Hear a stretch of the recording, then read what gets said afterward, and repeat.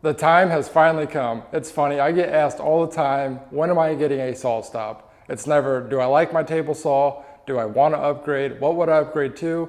It's usually straight up, when are you getting a Sawstop? And it just seems like, for albeit good reasons, it's become the go-to standard for table saws. I just have a little bit of footage assembling the saw and taking it to the point of making my first cut with it, since there's already a lot of in-depth assembly and review videos on the Sawstops here on YouTube. But I have my old saw all cleaned up and ready to sell, and I figured while I still have it, I'd set the two saws side by side and go over some of the big differences between the two different calibers of saws.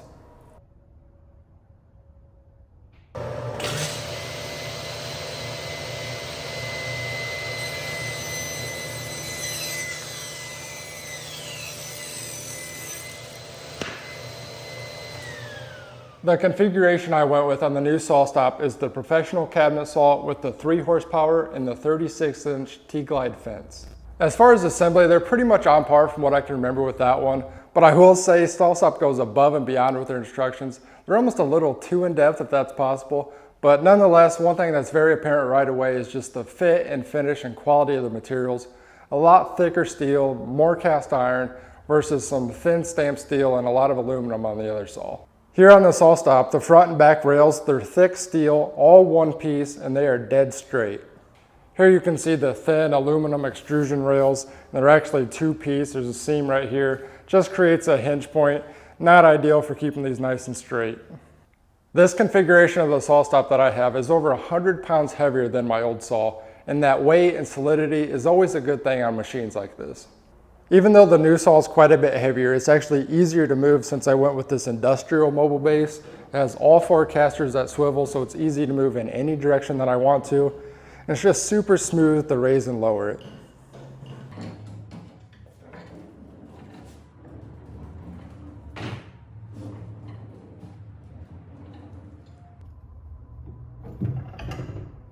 And then with this style, it just has the 1 swivel caster, so you kind of have to shimmy it where you want.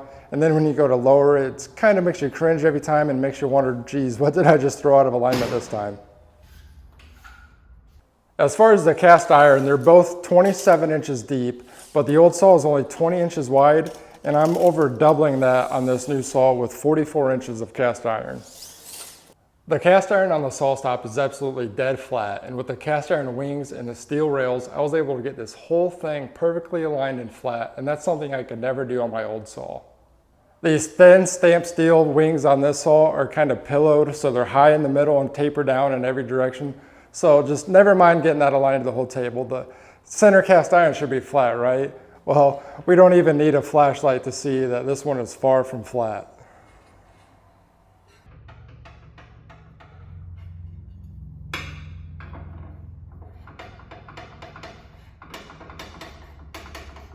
Not only is the difference in quality of materials obvious, the way that you can make adjustments to this table saw is so much easier, and I have this thing dialed in to be an absolutely precision machine. And in my personal chase for perfection, this is a huge game changer. Switching over to a Biesmeyer style fence is another huge increase in accuracy for me. To square this up, Sawstop's made it nice and easy with these Allen keys right on the front.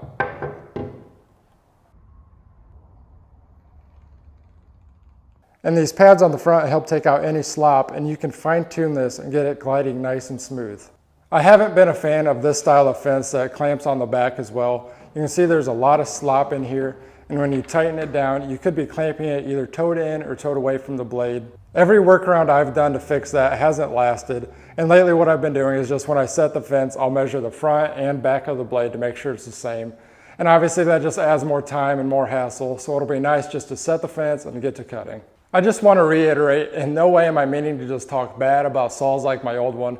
I've had that since before I started this YouTube channel, so everything on here, and of course all the stuff I can't take the time to film, has been built with that saw. But I figured YouTube had enough unboxing and review videos on the Sawstops. I thought it'd be a more beneficial video, and I saw a need to actually show the differences between the 2 caliber of saws. Alright, let's take a break from just talking and actually cut some wood. Might as well go big with a piece of 8/4 hard maple.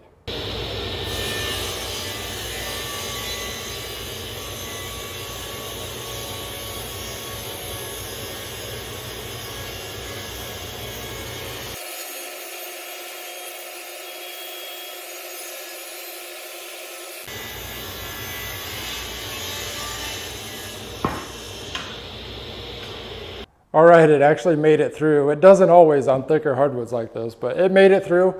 It was, of course, pretty slow and quite a bit of burning. So I'm gonna go ahead and switch over the exact same blade, cut the same board, and we'll try out the new Sawstop.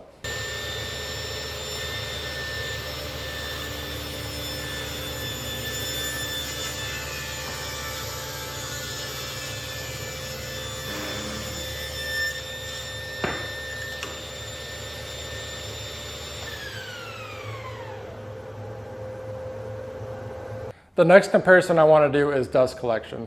Now Sawstop does have integrated dust collection within their blade guard, but for comparison's sake, I'm going to go ahead and use it without this for this test.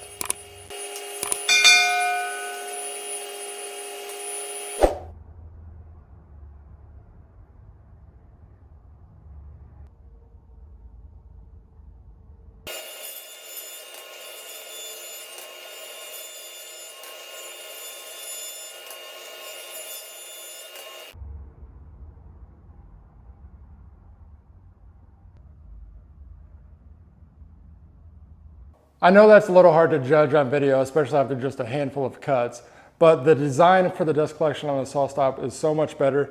You can see it goes straight into the back here, so first of all, it's easy to hook up. And when we open it up here on the side, you'll see there's a dust hose inside that goes from that fitting in the back all the way up to a dust shroud directly around the blade. And when I look inside here, you'll see there's practically no dust right now. Versus this, and all this dust was under the fence, by the way. And I literally just had this all cleaned out and looking brand new. But I'll bring you in and I'll also show a clip of how caked up it was before I cleaned it. And you'll see there's quite a bit in there right now.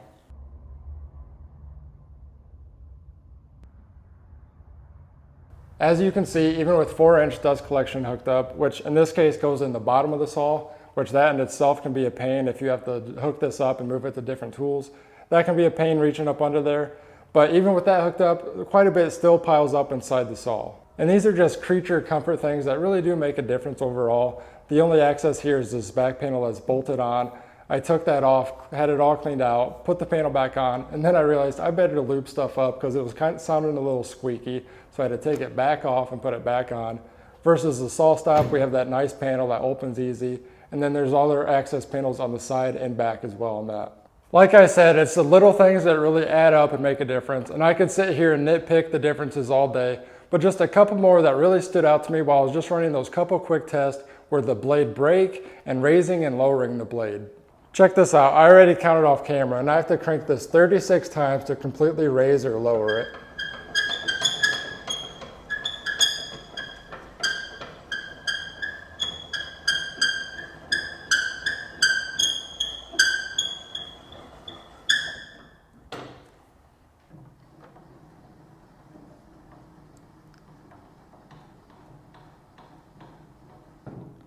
"15 rotations on the Sawstop." This is just an easy example to show how smooth everything is.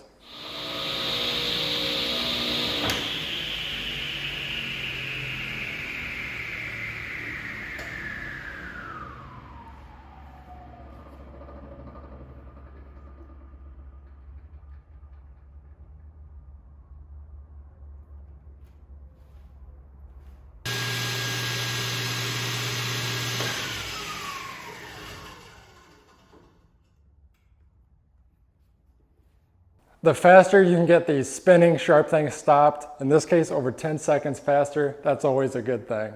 We've made it to this point in the video without talking about the elephant in the room, and that's the number one reason you buy a Sawstop table saw. Everyone always says, even without this technology, it's an unbelievable saw, and up to this point, I definitely have to agree with that.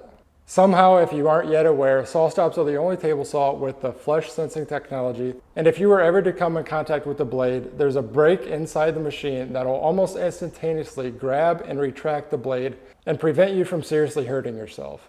If you'd like to see this in action, there's plenty of videos out there. Just search for Sawstop hot dog video and you'll find it. But my plan is to never have to use this feature. About 8 years ago, even having grown up using saws and having experience, I got bit by a table saw. Luckily, it wasn't too bad, and I'm just missing about an 1/8 inch out of my thumb, and it looks a little goofy after they sewed it back together.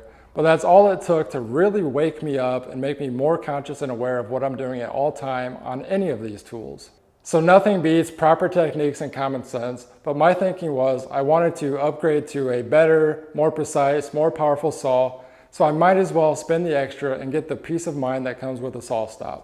Hopefully you enjoyed the video and were able to take something away from it. Be sure to subscribe if you're not already to see this beast put to work.